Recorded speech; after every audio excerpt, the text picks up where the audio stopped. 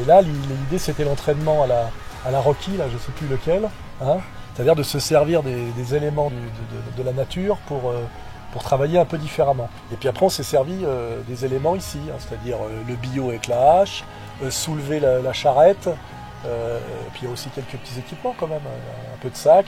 On a fait du sol dans l'herbe.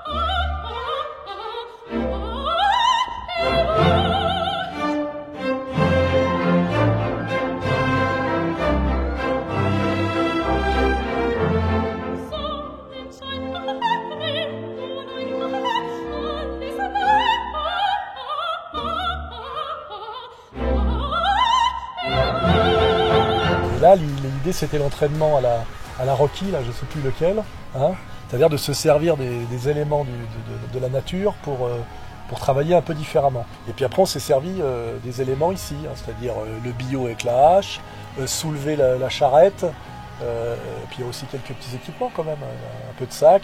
On a fait du sol dans l'herbe, on aura quelques images, hein, mais je dois dire que c'est une rupture complète avec l'entraînement en salle et ça fait du bien. Et qui nous montre un peu ce qu'il donne effectivement quand il veut exprimer sa haine sur un terrain effectivement d'égalité et qui s'appelle un ring. J'en ai jamais vu personnellement de ces gens-là dans des vrais combats, jamais.